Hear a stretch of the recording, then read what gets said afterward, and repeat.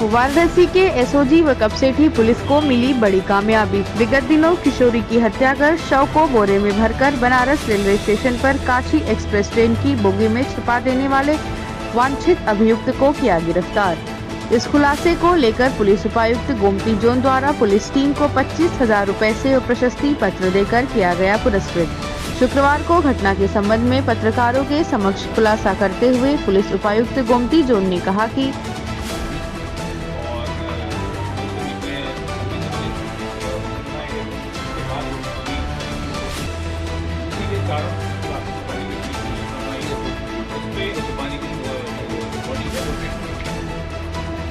कहाँ पे की थी?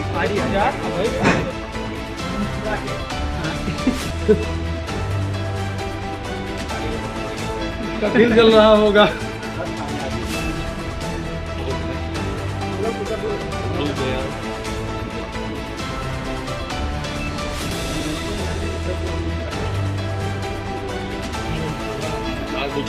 वर्कआउट तो छाल स्क्रीन में भी कुछ वृद्धि हुई है। वही तो छाल ही थोड़ा ब्रीफ कर देते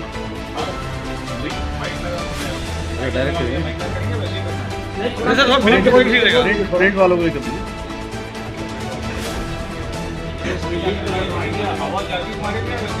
अरे बोले आवाज आएगी बोलिए। किस तरह का वर्कआउट है क्या कुछ? देखिए, बीती 19 फरवरी को एक बहुत ही दर्दनाक घटना हुई थी। थाना कपसेठी क्षेत्र के एक गांव से एक किशोरी के गायब होने की सूचना प्राप्त हुई थी, जिस पर थाने पर अभियोग पंजीकृत किया गया। उसी दौरान बड़वाड़ी स्टेशन से ये जानकारी मिली कि लखनऊ बनारस की जो ट्रेन है उसमें एक बोरे में सिला हुआ एक महिला का शव मिला। बाद में उस शव की पहचान किसी किशोरी के रूप में हुई जो थाना कपसेठी से गायब हुई। इसके बाद जो अभियोग पंजीकृत हुआ था उसमें सुसंगत धाराओं की वृद्धि की गई और इसके सफल अनावरण के लिए जो थाना स्तर पर टीम है, जोन स्तर पर है, साथ ही क्राइम ब्रांच की टीम है, उन सभी टीमों को इसके अनावरण में लगाया गया।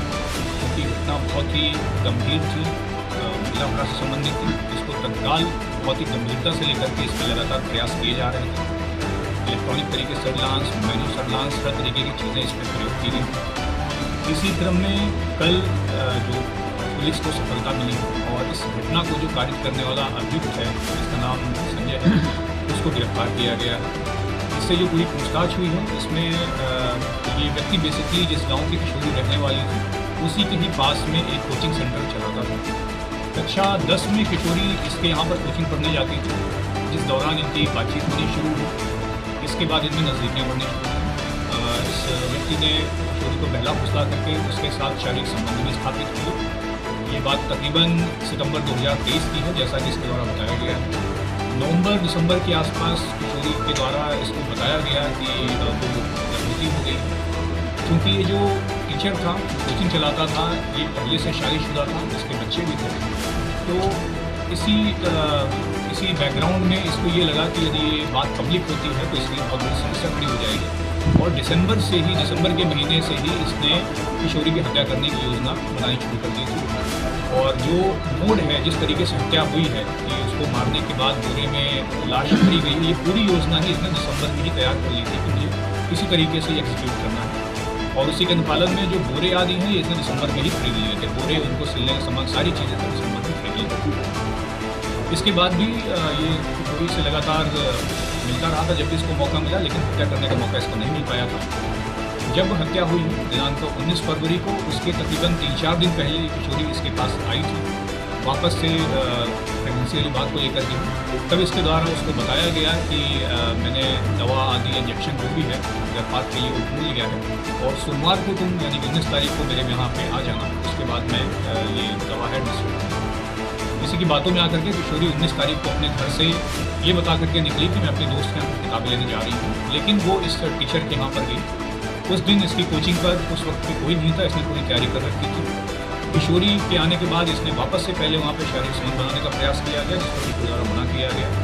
फिर गर्भपात का इंजेक्शन लगाने के लिए इसके द्वारा किशोरी को बाहर ले जाया गया, जिसमें ब्लीडिंग बहुत होगी, कमरे के अंदर नहीं हो पाएगा, बाहर बाउंड्री के अंदर ही बाहर इसके द्वारा ले जाया गया। और ये बताते हुए कि इंजेक्शन जो लगेगा इसमें बहुत दर्द होगा, तुम्हें शोर ना मचाओ, इसलिए उसके मुँह पर टेप चिपका दिया गया।